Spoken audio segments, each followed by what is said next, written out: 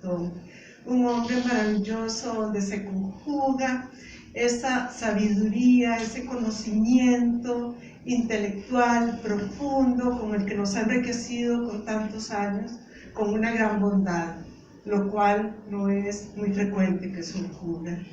Realmente yo me siento muy orgullosa de estar aquí en esta mesa esta noche, don Gastón.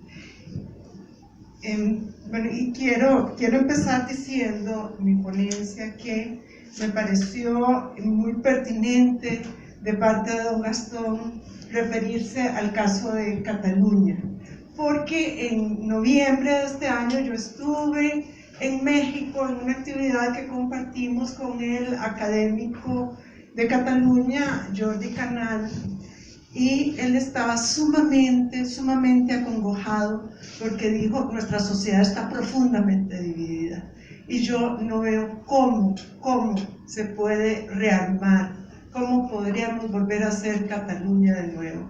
Y realmente yo no entendí la dimensionalidad de lo que él me estaba hablando hasta hoy. Creo que estamos viviendo tiempos muy duros y momentos de gran división. Bueno, yo voy a empezar mi comentario hablando de la importancia de la presencia de los fundamentalismos en América Latina en forma muy rápida, ¿verdad? Y sobre todo en Costa Rica. La presencia de los fundamentalismos en Costa Rica, si mal no recuerdo, bueno, data de inicios del siglo XXI. Estos inicios del siglo XXI han sido realmente muy trágicos. Tuvimos los 90, que fue una época de tanto cambio interesante, ¿verdad? Y el siglo XXI ha sido en estos años de gran reversión.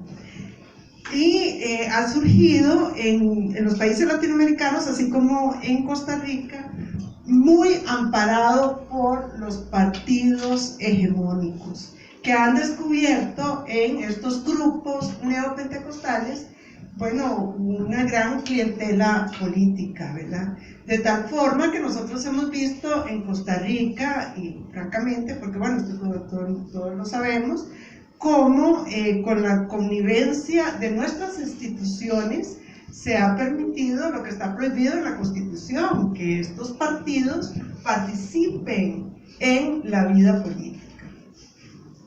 Y realmente, bueno, lo que está pasando en Costa Rica es algo que en alguna medida ya había pasado en otros países, como por ejemplo en Nicaragua. En el caso de Nicaragua, pues sería muy interesante, estaba pensando ahorita, analizar cómo se llega a ese acuerdo entre la iglesia, en el que participan la iglesia, los neopentecostales y el Estado. Un acuerdo que ha garantizado a la familia o la pareja gobernante en Nicaragua adquirir un gran poder. Yo siempre lo había visto como, bueno, negocian por un lado con los católicos, con otro con los neopentecostales, pero yo lo que estoy viendo es que la tendencia más bien es a que haya una interacción entre el Estado y estas iglesias, ¿verdad? Sobre todo con las cúpulas de las iglesias. En Nicaragua, hace poco tiempo, había retratos por todas partes de la familia gobernante que decían: bendecidos, prosperados y en victorias. Y yo realmente no entendía lo que era. Lo busqué en internet y bendecidos, prosperados y en victorias es un himno de los neopentecostales, para que ustedes se den cuenta de la influencia que están teniendo en el gobierno de Nicaragua, ¿verdad?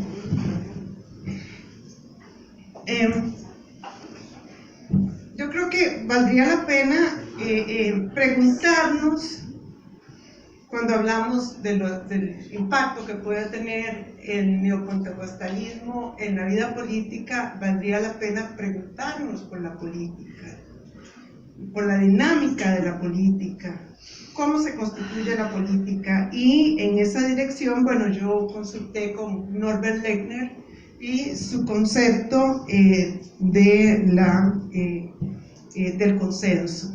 Norberg Lerner nos dice que el consenso es fundamental en la construcción de la dinámica política.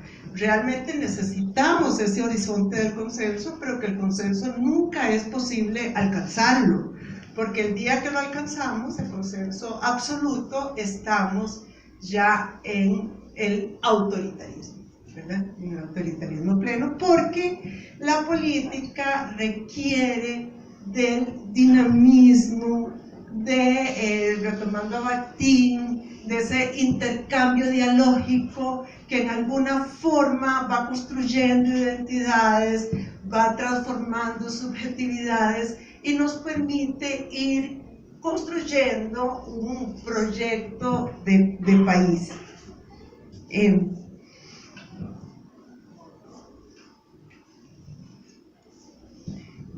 Por ejemplo, bueno, nosotros podemos ver estas transformaciones identitarias en nosotros mismos. Yo recuerdo que en los años 70, cuando se hablaba de movimientos gays en la política, más bien esto convocaba a la risa, porque teníamos en nuestra mente la idea del transvestismo y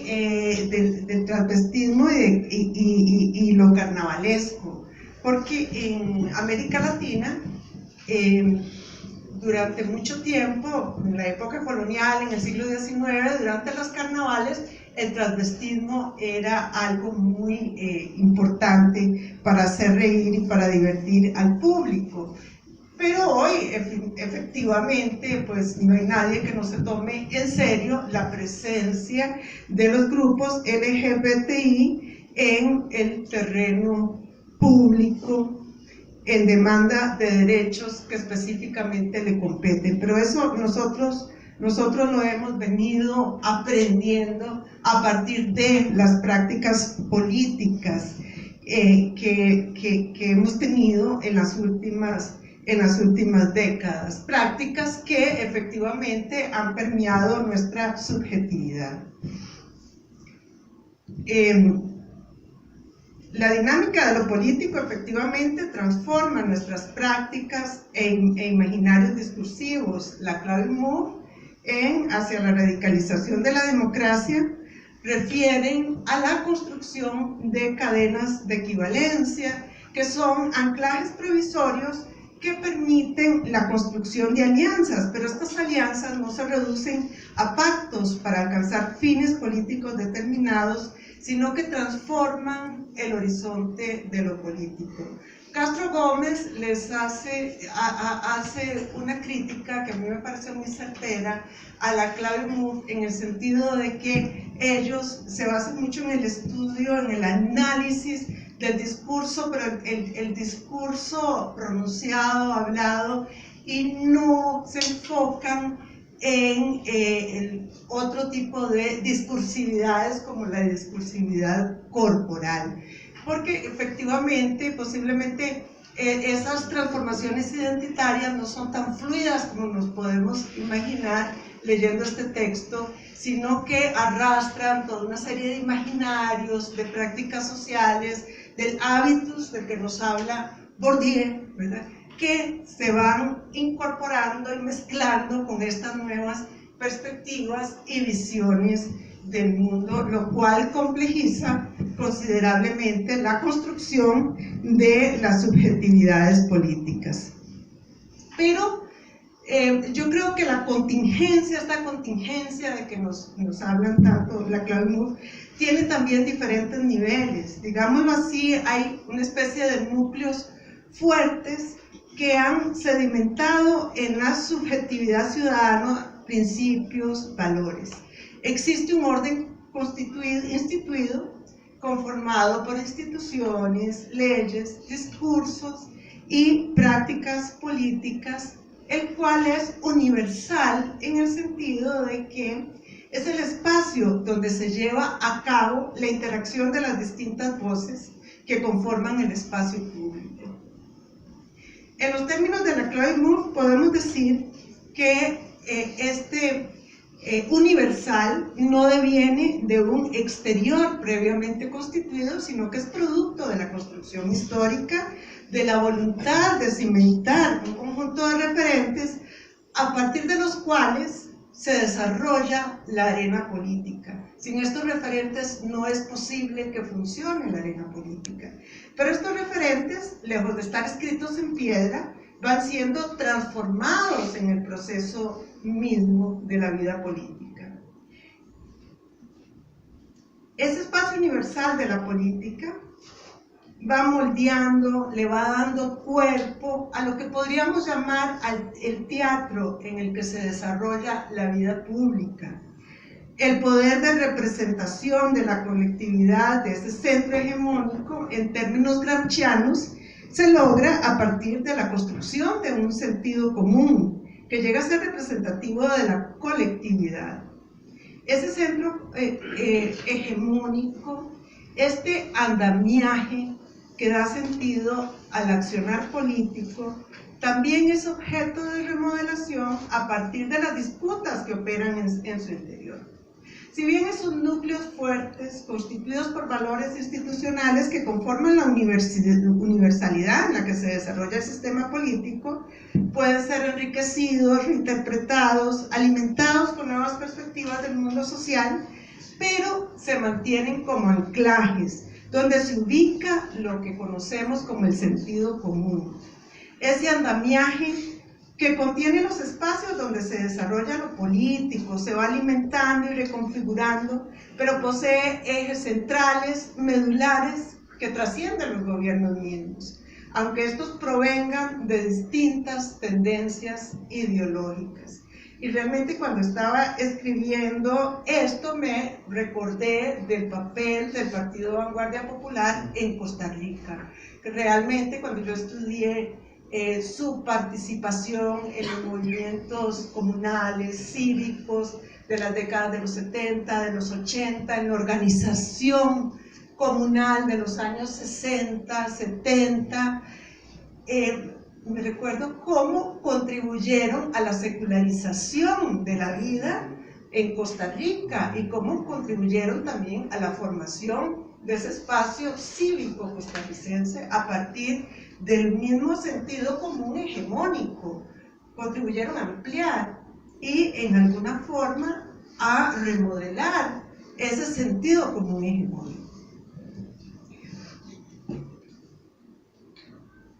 Pero bueno, el desafío frontal de ese sentido común hegemónico puede anunciar el derrumbe de un sistema hegemónico.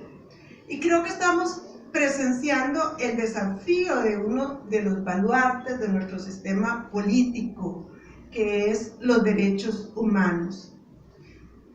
Me temo que hay un conjunto importante de la sociedad civil hoy en nuestro país que se está desconectando de este anclaje fundamental, de este anclaje que le da sentido a este teatro de lo político.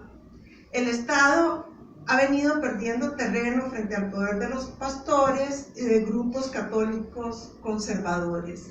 El tema de los derechos humanos, tal y como está siendo interpretado lo religioso, se va transformando en alguna forma en una discursividad que se aleja del sentido común imperante. Bueno, aunque tenemos la esperanza de que eso no esté ocurriendo en la mayoría de los costarricenses. Por ejemplo, los derechos más convencionales del Estado democrático, como la libre expresión, la libertad de conciencia, bueno, esto es una tesis mía personal, ¿verdad? Creo que han perdido la capacidad de convocatoria de estos sectores. Para ellos, la universalidad ideal está en el orden religioso. Escribiendo esto, recordé un concepto que precisamente aprendí con don Gastón Gainza, la semiosfera. Este concepto, creado por Lodman para el estudio de los campos semióticos, es decir, esos espacios sociales donde se desarrolla una discursividad integrada por una serie de símbolos conectados entre sí que permiten al ser humano ubicarse y actuar en el mundo en que convive. Don Gastón tiene un artículo muy interesante para ilustrar lo que es la semiosfera. Él relata un viaje que hizo recientemente a Chile, donde él se encuentra con que la sociedad ha cambiado radicalmente, y él se siente extraño, en alguna forma, ¿verdad? Se percibe un extrañamiento frente a ese mundo social. Y aunque las palabras son las mismas, los sentidos se van también transformando, ¿verdad? La semiosfera va dotando de ciertas características particulares el sentido mismo de las palabras. En esas producciones de sentido en el neopentecostalismo se cierran los espacios para colocar temas como los derechos y garantías de los seres humanos. Un sistema hegemónico no es sustituido por otro en este caso, ¿verdad? O no sería, bueno, pensando en el peor de los casos, ¿verdad? No estaríamos ante un sistema hegemónico que cae y es sustituido por otro sistema hegemónico. Pues más bien ese campo de fuerzas que dinamiza lo político y que es imprescindible para construir la arena política, se petrifica y pierde la flexibilidad requerida para que opere el intercambio dialógico. ¿Qué sucede entonces cuando ese lugar de lo político es saturado por un discurso que bien puede ser avalado por las mayorías? Bueno, nos advierte Lehner que en ese momento del perfecto y por tanto ineludible consenso damos el paso hacia el autoritarismo.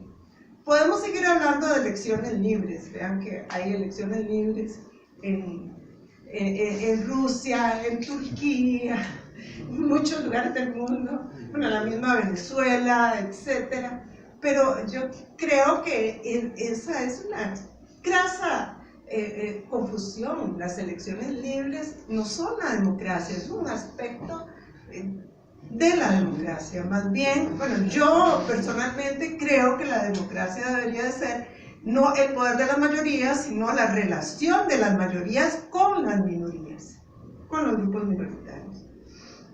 Entonces las elecciones pueden ser pulcras, inmaculadas, pero ello no impide que se imponga el autoritarismo.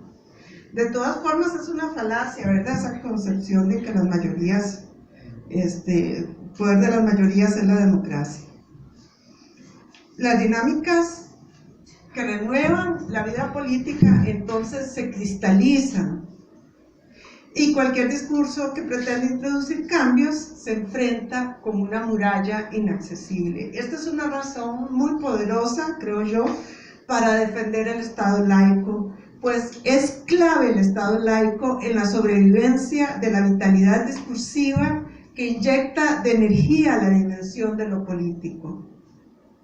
Entonces las verdades absolutas se posesionan del espacio público, reduciéndolo a su mínima expresión. Esa interacción discursiva que genera la búsqueda del consenso ya no es ni siquiera necesaria para mantener el poder. Se juega en otros términos.